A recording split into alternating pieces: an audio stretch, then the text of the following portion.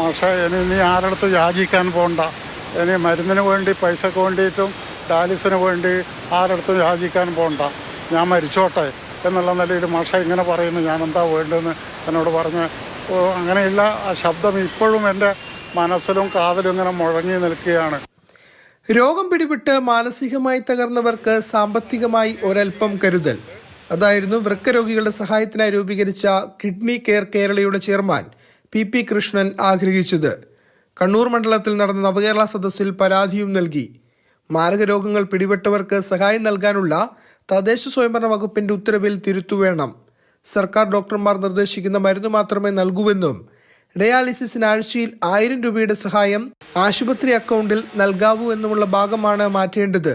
എന്നാൽ പരാതിയിൽ സംഭവിച്ചത് മറ്റൊന്നാണ്. ആരാണോ തീരുമാനം എടുക്കേണ്ട അവർക്കല്ല കൊടുത്തത്. DMO എന്നൊരു കത്ത് വന്നു. നിങ്ങൾ 27-ാം തീയതി നിങ്ങളത് ആരോഗ്യ ഡയറക്ടർക്ക് അയച്ചു കൊടുത്തിട്ടുണ്ട്. അവർക്ക് അതിലൊന്നും ചെയ്യാനില്ല. അപ്പോൾ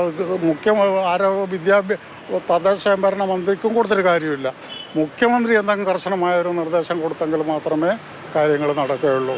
തദ്ദേശ സ്വയംഭരണ വകുപ്പ് പരിഹരിക്കേണ്ട പരാതി എങ്ങനെ ആരോഗ്യ വകുപ്പിനെത്തി എന്നതാണ് ചോദ്യം. സംഭവം വിവാദമായതോടെ തദ്ദേശ സ്വയംഭരണ വകുപ്പ് തന്നെ വിഷയത്തിൽ ഇടപെട്ടതായി പി കൃഷ്ണന് അറിയിപ്പും ലഭിച്ചു. എങ്ങനെയായാലും 10,000-കണക്കിന് രോഗികളെ ബാധിക്കുന്ന വിഷയത്തിൽ എത്രയും വേഗം പരാതി പരിഹരിക്കണമെന്നാണ് ആവശ്യം. മാതൃഭൂമി ന്യൂസ്, കണ്ണൂർ.